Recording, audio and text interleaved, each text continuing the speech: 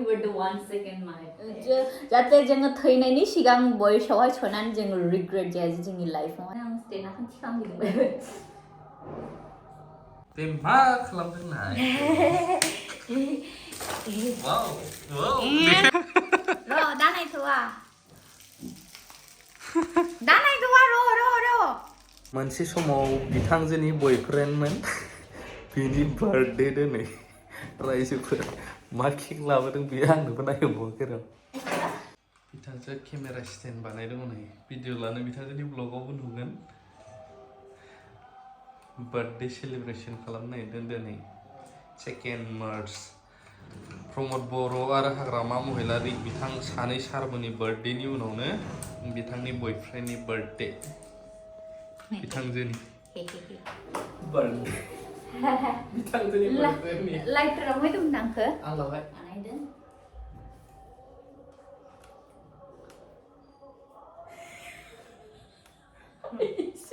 इसोर आं बेयाव देखायला केकखौ बिदिनो नायदो माबायदि ब्लग बानायदों बियो स्टेनाव लागायना दोनखाबाय ना बेनिखायनो आरैले खेवाखै फनखौ खालामबासो बुंनांगौ दं आंना Happy birthday to you र'बा सावग्रोनो Happy birthday to dear hubby Happy birthday to you May God bless you May God bless you May God bless you dear hubby Happy birthday to you Happy birthday once again my baby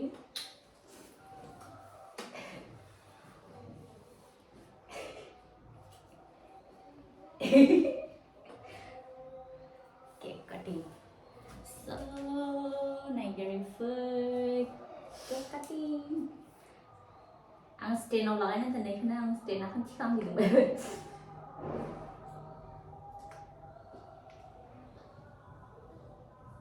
Cake có hơi mà dòng mình đây nó mình ăn thì thiang nữa. Vanilla.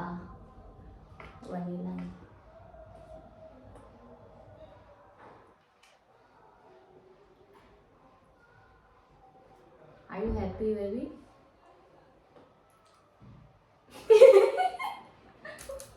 Birthday boy.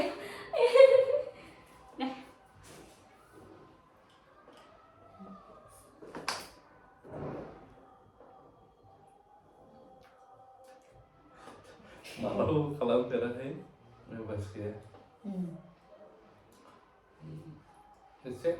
nervous feel kalau first time. तो नाइगरी first बिनो हाय आङो मा gift लाबोदों नोंथांमोना ब्लगाव हायलाय नुखाबाय जानो हागौ तो आं बिनो होनोसै गिफ्टखौहाय बि मोजां मोनो ना मोना एमएलए दारायनो हानाय बैसोआव हाबबाय अच्छा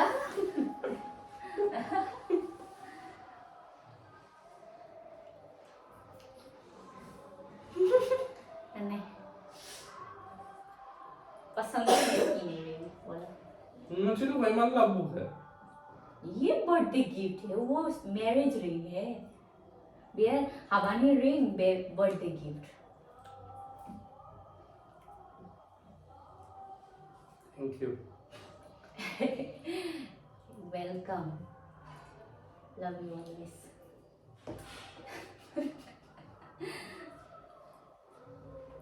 तो लाइफआवहाय बिदिनो जों हेपी थाबाय थानो हाथों रायजोफोर तो ऐसे हमेशा हम खुश रह सके नोंथांमोनाबो बयबो ब्लेसिंस हर जेन जों लाइफआवहाय बिदिनो मोजां थाबाय थानो हायो हेपी थानो हायो मोजां संसार जालांनो हायो आङो सरप्राइज गिफ्ट लाबोबाय बेनोलाय थैयो नाथाय थैयो थ' नालाय ओरैबो जाबाय आंनियावबो आं लाबोबावगोन नोंखौ बेयो माने बोराय जासे बुरै जासे मेम'रि थानाय मिथिबाय बेनिखायनो आं नै सानबाय गिलिरखा बेनो 5 ग्रामसोनि खाथियाव दंखायो थिखांबाय थानांगौ आरो बेखौ लाबोदेरबावो बेबो गिलिरबावसो मानो लाबोबावो नोङो थ' माने देनां बोराइलाबो जेन' गोसोआव थायो मिथिबाय मानसियालाय सानसे थैखानाय ना जुदि आं थैग्रोयोला बुरैया आंहाय बार्थडेआवहाय गिफ्टखौ होआमोन होननानैहाय गोसोआव थानाय ना दा जोंनि हाबायावहाय बे रिङाखौ गानहोआमोन आङो बेयो आंनि फार्स्ट जों हाबानि परे सेलिब्रेसन खालामदोंमोन बार्थडेआवहाय आंनो बेखौ होदों होननानै गोसोआव लानाय होननानै आं साननानै लाबोबाय मा खारन गाथेनबो जिनिसफ्रानो जेमन नोङो खय जायो जेखुनु जिनिसफ्रानो पुराना जाला नष्ट जायो मा जायो पुराना जालाङो खिन्थु सना जिनिसफ्राथ' नोङो बे थाबाय थायोना अलवेजनो बिनि जुनैनो खय जालाबो मैला जालाबो बेखौ वाश खालामब्लानो बेयो थाबाय थायो परिष्कारैनो बेनि जुनैनो आंनो बे गिफ्ट आइडिया मारै मोनखो बेबि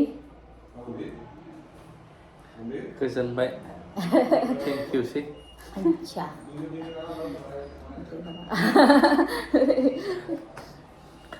थ' आं दहायबो बुंखाबाय फार्स्ट टाइम आंनि बार्थडे लाइफआवनो फार्स्ट टाइम केकआ मा स्टाइलमोन बिथांजोनि भिडिअ'खौ नायदो आं खेबासै जेबो अचानक शपिं बजार बानायनो थांबाय लानानै फैबाय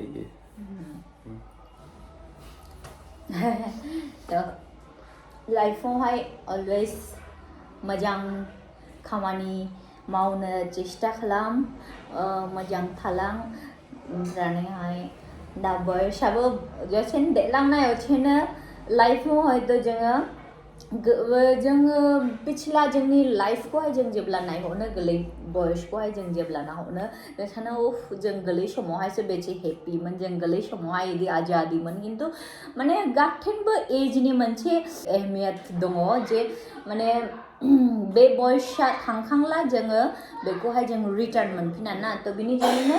इच एन्ड एभ्रि बोसोर बयस समावहायनो जों लाइफनि प्रत्येकटा मुहुर्तखौ जोङो एन्जय खालामनांगौ जाहाथे जोङो लाइफआवहाय बेबायदिनो खुसि थानो हायो थ' रायजोफोर भिडिअखौ फोजोबनो सानबाय आं थेंक इउ सै बिथांजो अनजालि बिनानाव बिब' एदावबा खायफा रागा जोङोलै थ' लाइफआव जेखियानो जाया गोबाङाथ' बुंग्रा थागोन गोबांनो खायफा मटिभेट खालामग्राबो थागोन थुलुंगाग्रा नाथाय जोबोद खम खायफा डिमटिभेट खालामग्रा थागोन नाथाय जोबोद बारा डिमटिभेट खालामग्राया जोंनि ससाइटियावल' नङा बे हिउमेन बिहेभियार बायदि नेचार बायदि जालांबाय सासेनि जौगानायखौ जों मालाबा नायनो हाया बेखायनो लाइफआवहाय गाव जे मावगोन आंना बेल' साननाया गोरोन्थि नामा आं मिथिया दिनै फार्स्ट टाइम बार्थडे सेलिब्रेसनाव आं बेखौ बुंनो गोसो जायो नों मायाव खुसि मा सेक्टराव गाव जेराव खुसि बावनो थानांगौ मानसिया मानो होनब्ला गोबां नागिरो माने सोरबा फरायनायावनो होन बिजनेसावनो होन बा खामानि मावनायावनो होन साक्सेसखौ जों गोबां होसोयो मानसिया आरो होसोनांगौबो नाथाय मालाबा मा जायो बांद्राय होसोयैनो जोङो गावनि खुसिखौबो बावगारलाङो मालाबा न'खरखौ बावगारलाङो गावखौ बावगारलाङो माला बैसोआ थांजोबो जों पात्ताखौनो मोना खायफा डिजायार ड्रिम थायो आं उमुखखौ फुलफिल खालामबासो आं साक्सेस जागोन नाथाय बैखौ फुलफिल खालामखांबाबो खायफा मानसिनाव गोजोननायानो थाया मानो बेखायनो जोंनो